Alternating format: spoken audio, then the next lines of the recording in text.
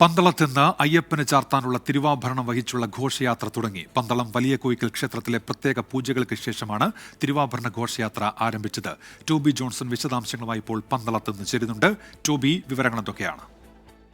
ഉന്മേഷ, ഭക്തിസാന്ദ്രമായ ഒരു അന്തരീക്ഷം തന്നെയാണ് ഇവിടെയുള്ളത്. എന്തായാലും കൃത്യസമയത്ത് തന്നെ, അതായത് 1 മണിക്ക് തന്നെ ഈ തിരുവാഭരണ ഘോഷയാത്ര പുറപ്പെട്ടിരിക്കുകയാണ്. ഇനി ഉള്ള 2 ദിവസം കൊണ്ട് ശബരിമലയിലേക്ക് ഈ തിരുവാഭരണ ഘോഷയാത്ര എത്തും. അതിന് മുന്നോടിയായിട്ട് നിരവധി ഭക്തർ ഈ തിരുവാഭരണം കാണുന്നതിന് വേണ്ടി ഇന്ന് രാവിലെ മുതൽ തന്നെ ഇവിടെ ഈ പന്തളം കൊട്ടാരത്തിലേക്ക്, പന്തളം ക്ഷേത്രത്തിലേക്കും എത്തിയിരുന്നു. രാവിലെ 4:30 കൂടിയാണ് ഈ പന്തളം കൊട്ടാരത്തിൽ സൂക്ഷിച്ചിരുന്ന തിരുവാഭരണം അത് ക്ഷേത്രത്തിലേക്ക്, വലിയ കോയിക്കൽ ക്ഷേത്രത്തിലേക്ക് മാറ്റിയത്. തുടർന്ന് 12 മണി വരെ ഭക്തർക്ക് അത് കാണാനുള്ള, തിരുവാഭരണം കാണാനുള്ള സമയമായിരുന്നു. 12 മണി കഴിഞ്ഞപ്പോൾ തന്നെ മറ്റ് ചടങ്ങുകൾ, പ്രധാനപ്പെട്ട പൂജാകർമ്മങ്ങളെല്ലാം തന്നെ ആരംഭിച്ചു. അങ്ങനെ 3 പേടകങ്ങളിലാക്കി ഈ തിരുവാഭരണം അവിടെ നിന്നും ഇപ്പോൾ ശബരിമലയിലേക്ക് കൊണ്ടുപോകുകയാണ്.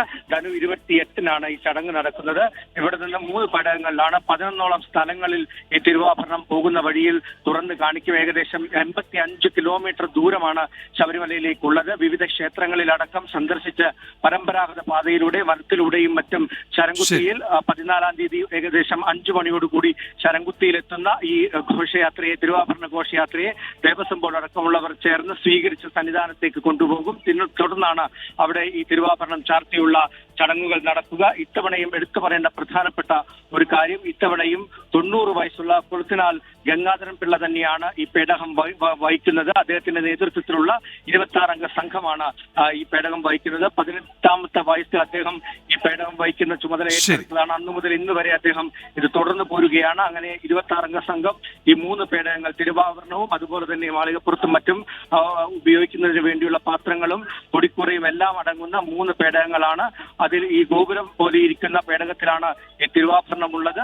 അത് അയ്യപ്പന്റെ അച്ഛനായിരുന്ന രാജാവ് അദ്ദേഹത്തിന് വേണ്ടി. ടോബി ജോൺസൺ ആണ് വാർത്തയുടെ വിശദാംശങ്ങൾ നൽകിയത് പന്തളത്ത് നിന്നും.